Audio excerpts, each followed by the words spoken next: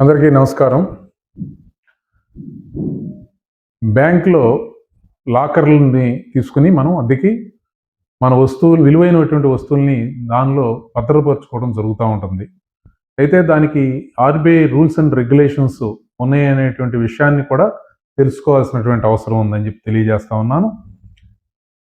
Bank లాకర్‌లో పెట్టేటువంటి వస్తువుల్లో విలువైనటువంటి వస్తువులు ఏదైతే పెడతా ఉన్నారో వాటిల్లో పెట్టేటువంటి వాటిలో జ్యువెలరీ కానీ, డాక్యుమెంట్స్ కానీ, ఇతర విలువైనటువంటి కంటెంట్ కానీ మాత్రం ఏదైనా పెట్టుకోవచ్చు తప్పించి, క్యాష్ కానీ లేదా నిషేధితమైనటువంటివి వస్తువులు ఏదైనా పేలుడు పదార్థాలు కానీ, వెపన్స్ కానీ అట్లాంటివి పెట్టకూడదని కూడా ఆర్బీఐ ఇవ్వటం జరిగింది. రూల్స్‌లో స్పష్టంగా చెప్పడం జరిగింది.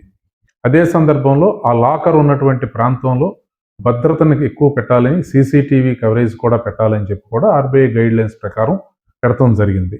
అయితే ఇక్కడ ఒక ముఖ్యమైనటువంటి అంశం మీ దృష్టిలో తీసుకురావాల్సింది ఏంటంటే, బ్యాంకు లాకర్‌లో పెట్టేటువంటి వస్తువు యొక్క విలువైనటువంటి వస్తువులు ఏవైతే మనం పెడతా ఉంటామో, ఆ విలువైనటువంటి వస్తువులు బ్యాంకు నిర్లక్ష్యం వల్ల ఏదైనా కోల్పోతే, ఆ విలువకి సరిపడినంత మనకివ్వటం జరగదు. మనం చెల్లించేటువంటి వార్షిక అద్దె ఆ లాకర్‌కి ఎంతైతే చెల్లిస్తామో దానికి 100 టైమ్స్ మాత్రమే ఇవ్వటం జరుగుతుంది.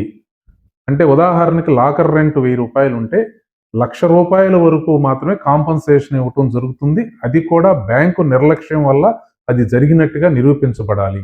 అంటే బ్యాంకు ఉద్యోగులు నిర్లక్ష్యపూరితంగా వ్యవహరించటమో, మోసపూరితంగా వ్యవహరించటమో, లేదా థెఫ్ట్ జరగటమో, అక్కడ ఏదైనా ఫైర్ జరగటమో ఇటువంటి సందర్భాల్లో మాత్రమే ఈ ఈ కాంపన్సేషన్ అయినా వస్తుందనేది స్పష్టంగా తెలుసుకోవాల్సిన అవసరం. అంతేకాకుండా కొన్నిసార్లు అసలు పూర్తిగా కూడా ఈ కాంపన్సేషన్ రానటువంటి సందర్భాలు ఉన్నాయి.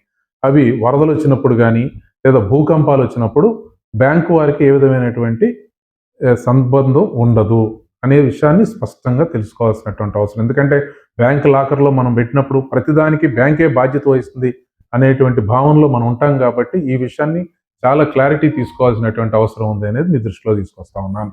దానికి తగిన విధంగా ఏదైనా ఇన్సూరెన్స్ లాంటివి చేసుకోవటానికి ఉన్న అవకాశాలను పరిశీలించుకుని ఆ విధంగా ఏర్పాటు చేసుకోవాల్సినటువంటి అవసరం కూడా ఉందని మీ దృష్టిలో తీసుకొస్తా ఉన్నాను.